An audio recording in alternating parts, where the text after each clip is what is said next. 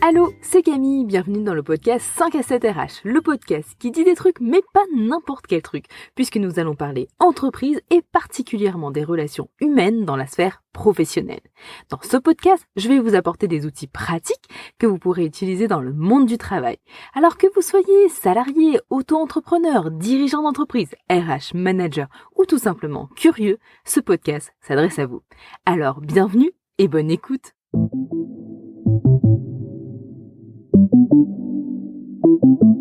Je me sens complètement épuisée, je n'arrive plus à me lever, je ne suis même plus capable de me concentrer et d'avoir les idées claires. Et tu sais quoi, Camille? J'étais un grand sportif, je faisais de la compétition à haut niveau et aujourd'hui, mes baskets prennent la poussière.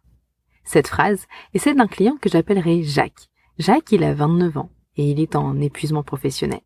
Aujourd'hui, dans cet épisode du podcast, j'ai voulu vous parler de son histoire, mais aussi de celui de son employeur, car personne n'est heureux quand un salarié ne va pas bien.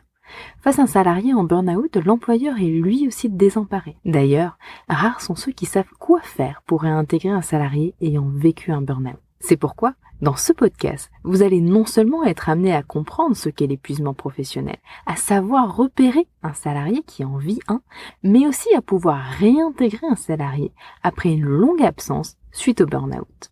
J'espère en tout cas que ce podcast vous donnera les clés pour aider l'une ou l'un de vos salariés à se rétablir et à se réintégrer avec succès sur le lieu du travail. Et comme d'habitude, n'hésitez vraiment pas à venir me parler, à me poser des questions, je serai toujours ravie d'échanger. Et en attendant de vous entendre, ou en tout cas de vous lire, je vous souhaite une très bonne écoute.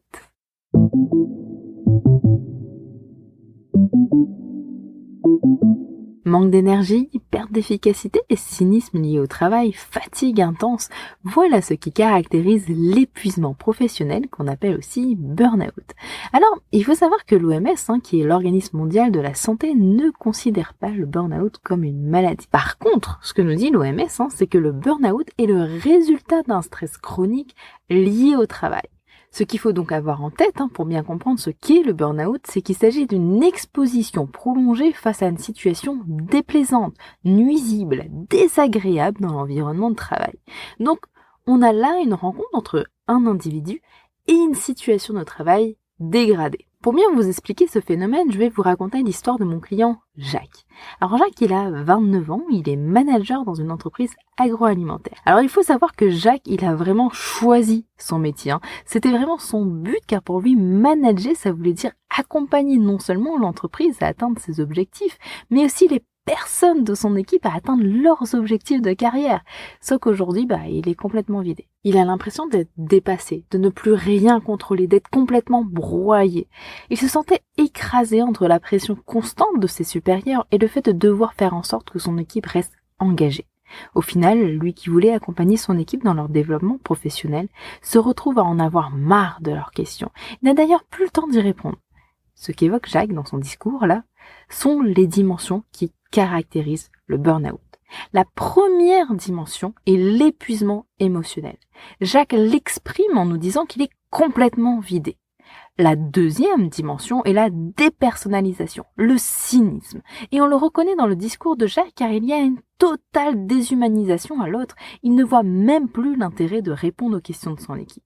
Et enfin, la troisième dimension, la diminution de l'accomplissement personnel au travail. Jacques se sent complètement dépassé malgré tous ses efforts, il a le sentiment d'être dans une impasse. Le stress de la profession est devenu trop lourd à porter et Jacques a développé le syndrome du burn-out. Ce qui fait qu'il en est arrivé à là, c'est qu'on lui a demandé un engagement professionnel trop intense. Jacques, comme d'autres personnes qui ont vécu un burn-out, a fait face à diverses causes qui ont contribué à cet épuisement professionnel. Cela peut être dû à une surcharge de travail, ça peut aussi passer par des objectifs qui sont irréalistes ou flous, ou contradictoires, ou encore le fait d'avoir une faible autonomie décisionnelle dans son travail. Il existe d'autres facteurs et si vous êtes curieux et que vous souhaitez en savoir un peu plus, je vous ai partagé un lien en description qui vous détaille tous ces facteurs. En tout cas, sachez qu'il y a un point commun entre tous ces facteurs, c'est qu'ils sont tous liés au stress. Et là, j'en vois déjà qui sont peut-être en train de se dire, hey, si c'est le stress, il n'a qu'à le gérer tout seul, c'est un adulte, il est grand, qu'est-ce que tu veux y faire là de son stress? Pourquoi en tant qu'employeur je dois m'en préoccuper? Alors pour ceux qui sont dans ce type de réflexion, j'aurais pu répondre, hey, c'est la loi. Et en tant qu'employeur, vous devez de protéger la santé physique et mentale de vos salariés. Mais on ne va pas aller sur le terrain du légal car je trouverais cela vraiment dommage que vous fassiez de la prévention en entreprise juste parce que la loi le demande. Je pense qu'il serait plus intéressant et efficace que cela passe par le fait de comprendre pourquoi c'est important pour vous. Quel message vous transmettez à vos clients et à vos salariés en vous préoccupant de leur santé mentale et physique? Quelle valeur est-ce que vous allez montrer? Qu'est-ce que ça dit de votre culture d'entreprise? Il faut savoir que la littérature scientifique montre clairement que le stress et les problèmes psychosociaux liés au travail provoquent une augmentation des taux d'absentéisme, de rotation du personnel, une baisse de la productivité et de la performance. Et au-delà de tout ce que je viens de vous évoquer, les contraintes de l'environnement de travail risquent de laisser des traces sur la santé des salariés, comme de l'anxiété, de l'agressivité, une perte de motivation, etc. Et qu'importe le métier, le secteur d'activité, le burn-out va concerner toutes les professions qui demandent un engagement personnel intense. Et ce fort engagement personnel, ce stress va survenir à chaque fois que les contraintes imposées par notre environnement nous semblent supérieures à ce que nous avons comme ressources. Et c'est vrai que la plupart des gens stressent de temps en temps à cause de leur travail. Je vous avouerai même que moi, à chaque fois que je publie un épisode de podcast, je stresse, je me demande ce que vous allez en penser, si j'ai bien mis les éléments qu'il fallait, etc. Mais ce stress-là, il est passager. On le dit alors aigu. Le problème va se poser si ce stress perdure dans le temps. Il devient alors chronique et il peut être considéré comme un épuisement professionnel. Pour éviter cet épuisement, vous avez deux solutions. Augmenter le niveau de ressources, soit trouver des moyens pour atténuer son stress. Cela peut passer par les relations sociales, en pouvant compter sur ses collègues par exemple. Cela passe aussi par des saines habitudes de vie, par des formations sur la gestion du stress, etc. Je vous dirais que ça peut être de bonnes solutions, mais là on ne s'attaque pas à la cause du problème, on fait juste prévenir le stress. Donc, comme autre solution, on peut aussi aller identifier les facteurs de stress et réduire les contraintes de l'environnement. Elles peuvent être liées à la charge de travail, à des rapports sociaux de mauvaise qualité, à une insécurité dans la situation de travail, etc. En tout cas, faire la prévention du burn-out, c'est non seulement empêcher une aggravation de la santé des personnes qui sont déjà menacées d'épuisement, mais c'est aussi prévenir l'apparition d'autres cas. Au final, en fait, il est vrai que le burn-out s'explique par des caractéristiques liées au travail, mais aussi à l'individu. Car ce qu'on remarque le plus souvent, et ce que nous montrent les études scientifiques, c'est que les traits de personnalité jouent un rôle dans la survenue de l'épuisement professionnel. Les personnes qui sont plus amènes de ressentir un épuisement professionnel sont des personnes persévérantes, consciencieuses, qui se sentent utiles et accomplies par leur travail. Alors attention, tout de même, car oui, il existe des caractéristiques liées à un individu, mais ça n'enlève pas moins le rôle de l'entreprise dans l'émergence du burn-out. Et d'ailleurs, les entreprises sont souvent désemparées de voir craquer, si on peut dire, ce qu'elles considèrent souvent comme leurs meilleurs éléments. Le retour au travail des salariés après un burn-out est dans plus de la moitié des cas un échec. Revenir dans son entreprise et sur son lieu de travail après un arrêt long n'est pas toujours évident pour le salarié. C'est pourquoi dans cette deuxième partie, nous allons voir comment on peut réintégrer un salarié de la meilleure façon qui soit pour lui, mais aussi pour l'entreprise.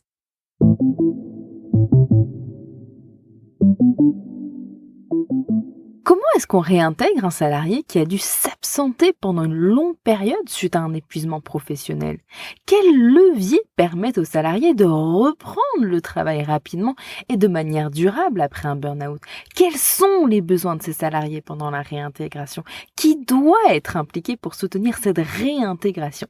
Je vais tenter de répondre à toutes ces questions, mais comme je vous le dis souvent dans la plupart de mes podcasts, je ne connais pas votre situation. Alors, adaptez les conseils que je vais vous donner à ce que vous vivez. N'appliquez pas à la lettre les recommandations que je vais vous donner. Soyez malin. analysez la situation, regardez le contexte et prenez les conseils qui sont les plus adaptés à vos besoins et n'hésitez pas bien évidemment à me contacter si vous avez des besoins de conseils un peu plus personnalisés. Et en parlant de conseils justement, le tout premier que je vais vous donner est d'identifier les causes qui ont mené au burn-out. Car si le salarié revient et que vous ne vous êtes pas attaquer à la racine du problème, à comprendre pourquoi cela est arrivé et qu'est-ce qui pourrait être changé, le salarié sera exposé au même contexte. Il est donc important que les problèmes qui ont mené au burn-out soient réglés ou soient en voie de l'être lorsque le salarié reprendra le travail. Autre point maintenant qui est tout aussi important à considérer, c'est le fait de prendre des nouvelles du salarié. Un salarié qui a été absent pendant longtemps va éprouver une certaine crainte sur le fait de revenir au travail. Il peut non seulement se demander ce qui a pu changer en son absence, il peut donc craindre de ne plus être capable d'effectuer ses tâches. Alors, quand je vous dis prenez des nouvelles du salarié, je ne vous dis pas appelez-le tous les jours ou jouez le rôle de psy. Non, pas du tout. Que vous soyez RH, manager ou gérant d'une entreprise, ce n'est pas votre rôle. Votre travail, par contre, sera de prendre des nouvelles et parfois juste demander comment ça va ? Cette toute petite phrase est généralement perçue comme une marque de considération et peut même contribuer à diminuer le niveau d'anxiété de la personne en absence. Maintenir ce contact pendant toute la période d'invalidité va vous permettre de préserver un lien de confiance et de cette façon, vous créez déjà des conditions favorables au retour au travail. Nous arrivons maintenant à notre troisième conseil, qui est de planifier le retour progressif. Alors, de mon vécu, ce qui est le plus souvent préconisé par le médecin du travail, c'est un retour progressif au travail. Ce qui veut dire que la personne ne va pas reprendre un poste à temps plein, mais revenir au travail deux jours par semaine, par exemple. Et ça se prépare. Ça se prépare au niveau de l'organisation de l'entreprise. Il faudra donc se demander, est-ce qu'il faut aménager son poste, ses horaires? Est-ce qu'il faut l'affecter à un poste ou à une équipe différente? Comment est-ce qu'on va définir ces objectifs? Il faudra aussi penser à clarifier ses tâches, son rôle, ses responsabilités. Et une des bonnes pratiques que je veux vous donner pour assurer un retour progressif au travail qui soit réussi, c'est d'échanger avec le salarié pour construire avec lui son retour. D'ailleurs, je vais un peu revenir à la communication, mais le fait d'avoir gardé contact avec l'employé facilitera cette étape.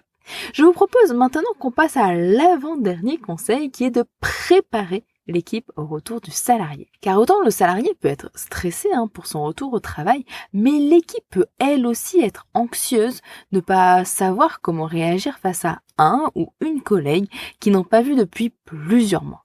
Et là, vous vous dites peut-être, Camille, t'es sûre là, car la confidentialité dans tout ça, qu'est-ce que t'en fais? Alors si vous avez pensé à cette question, sachez que c'est une excellente question. C'est vrai que se dire je ne vais rien dire à l'équipe, ça peut partir d'une bonne intention. Sauf que ne pas le faire risque de créer des tensions. Certains pourraient se dire, et ça serait tout à fait légitime, pourquoi il n'a pas les mêmes horaires que nous, ou encore pourquoi est-ce qu'il a des tâches différentes? Alors, pour éviter cela, encore une fois, communiquez avec votre équipe. Annoncez-leur que leur collègue va revenir, à quelle date, ce qu'il va faire, à quel rythme. Cela vous permettra aussi d'avoir un moment pour briser les préjugés et les stéréotypes concernant l'épuisement professionnel.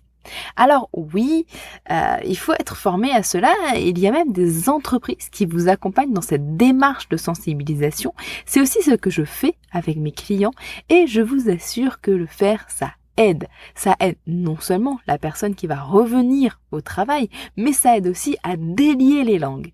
Car très souvent, les gens en général pensent qu'une personne en épuisement professionnel est faible, qu'elle est fragile.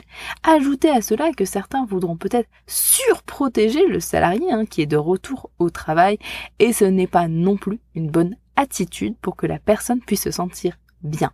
Alors, informez les autres salariés et n'oubliez pas que le soutien social est vraiment très précieux, que ce soit pour le manager, pour l'équipe et pour la personne qui réintègre l'entreprise. Ce qui m'amène à mon dernier point, le jour du retour.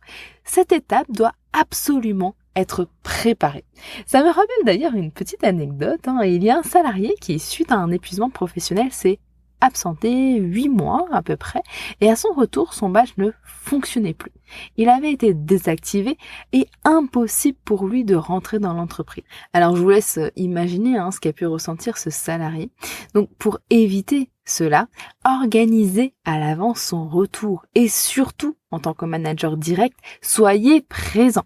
Le fait d'être présent le jour de son retour sera vu comme une marque d'attention, une façon de dire « Hey, tu fais partie de l'équipe ». Alors, bien sûr, pour préparer son arrivée, tout ne repose pas sur les épaules du manager. Ne vous mettez pas cette pression. Les RH peuvent aussi vous accompagner dans cette démarche. N'hésitez pas non plus à faire un point à la fin de la journée avec le salarié, mais aussi à continuer de faire un suivi régulier. Cela vous permettra d'aider le salarié à reprendre ses fonctions, mais aussi de ne pas revenir à de mauvaises habitudes qui ont mené au burn-out. Et encore une fois, le retour au travail d'un employé qui a subi un épuisement professionnel ne s'improvise pas. Je sais que tous les points que je vous ai cités peuvent vous paraître lourds, mais le faire peut être entièrement bénéfique pour l'entreprise. Si le retour au travail du salarié s'est bien passé, s'il a été organisé, adapté, le salarié va développer un plus grand sentiment d'appartenance à l'entreprise. Et en plus de cela, en vous posant les questions du comment cet épuisement professionnel a pu arriver, vous ne vous intéressez pas qu'à l'individu, mais au groupe, car les collègues peuvent eux aussi être à risque d'épuisement professionnel. En tout cas, je vous assure, les retombées vont bien au-delà du simple individu.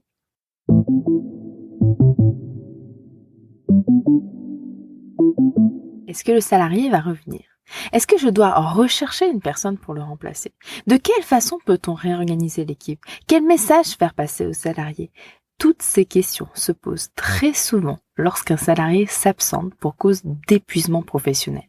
Le burn-out peut avoir des lourdes conséquences pour l'entreprise, sans parler de l'effet boule de neige que cela peut avoir sur les autres salariés si la cause du problème n'est pas réglée. C'est pourquoi, dans cette troisième et dernière partie, je vais surtout vous donner des éléments pour limiter le risque d'épuisement professionnel, et cela passe essentiellement par de la prévention. De manière générale, je vous conseillerais de mettre en place une démarche collective sur les risques psychosociaux. J'avais d'ailleurs déjà fait un sujet sur les risques psychosociaux, c'était mon tout premier podcast. Donc si vous souhaitez savoir un peu plus sur les risques psychosociaux, je ne peux que vous inviter à l'écouter ou à le réécouter. Ça sera d'ailleurs un bon complément par rapport à notre sujet du jour.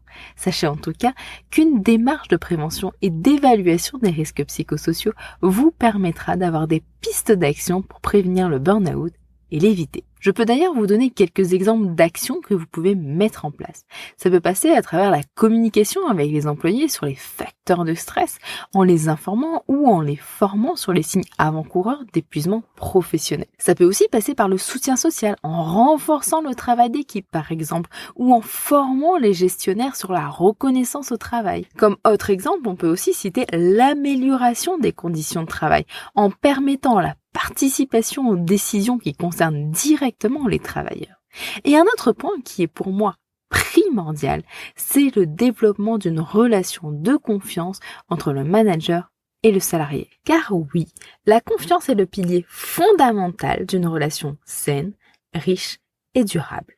Un salarié qui a confiance en vous va être plus à même de venir vous parler lorsqu'il est face à un problème, et cela va d'ailleurs permettre d'installer un climat serein dans l'équipe. Ah oui, d'ailleurs, on en parlera dans un prochain podcast du pseudo-leadership. Vous savez, lorsqu'on demande aux salariés de venir qu'avec des solutions et jamais des problèmes, clairement, ça ne permettra pas de développer une relation de confiance. Bref, je ferme un peu la parenthèse, ce sont là en tout cas que des suggestions, des exemples qui peuvent être mis en place lors de la prévention de l'épuisement professionnel. Mais ces exemples ne sont peut-être pas adaptés à votre situation. Alors si vous voulez agir sur du long terme, viser une démarche de prévention des risques, si vous souhaitez limiter le risque de burn-out, il faut que vous exploriez les facteurs de risque dans les situations de travail, de voir ce qu'il est possible d'améliorer durablement dans l'organisation de travail. Au niveau individuel, maintenant, il y a un ensemble de signaux qui peuvent vous mettre la puce à l'oreille. Ces signaux peuvent être d'ordre émotionnel. Donc vous pouvez par exemple avoir une personne qui d'un coup montre une grande irritabilité, une forme de cynisme. Vous avez aussi des manifestations physiques. Donc la personne peut se plaindre de manquer d'énergie ou d'avoir des troubles de sommeil. Il y a aussi des manifestations comportementales et dans ce cas vous allez retrouver une personne qui va d'un coup se replier sur elle-même, être indifférente vis-à-vis des autres, etc. C'est vrai que ça fait beaucoup de signaux, mais il y en a encore d'autres que je ne vous ai pas cités. Et c'est sûr que ce n'est pas facile de détecter tous ces signaux, surtout que certains peuvent être liés à d'autres symptômes. C'est pourquoi, ce que je vous encourage surtout à faire, c'est de discuter avec le salarié qui change d'attitude. Ça peut paraître un peu bête comme conseil, mais un changement d'habitude est déjà un signal qui peut interpeller. Les autres signaux qui peuvent aussi vous alerter sont des signaux collectifs qui peuvent traduire l'existence de risques psychosociaux. Vous pouvez repérer ces signaux grâce aux différents indicateurs de l'entreprise. Par exemple, vous pouvez regarder la fréquence et la gravité des accidents du travail, le nombre de conflits ou de violences entre salariés qui peuvent augmenter, mais aussi la détérioration de la qualité des produits qui peuvent être aussi une alerte sur l'existence des risques psychosociaux. Je ne connais pas les indicateurs présents au sein de votre entreprise, mais analysez ceux qui sont liés au fonctionnement de l'entreprise et ceux qui sont liés à la santé et à la sécurité des travailleurs. J'espère en tout cas que ces conseils vont vous permettre de repérer les premiers signaux d'épuisement professionnel et vont vous donner l'envie de faire de la santé au travail une priorité pour vous et pour ceux qui vous entourent. Je sais que j'ai abordé beaucoup de points négatifs, mais le travail a aussi, et heureusement d'ailleurs, son côté positif car il constitue notre identité professionnelle, notre équilibre de vie. D'ailleurs, il y a une étude qui a été faite qui montre que les personnes qui occupent un emploi tendent à être en meilleure santé mentale que celles qui ne travaillent pas. C'est juste que parfois, les conditions et les contextes de travail ne sont pas toujours favorables au maintien d'une bonne santé mentale. En tout cas, de mon côté, je suis fermement convaincue qu'aborder le syndrome du burn-out, c'est aborder l'organisation d'une entreprise et en faire remonter les problèmes. Et cela bénéficie à tous ces acteurs.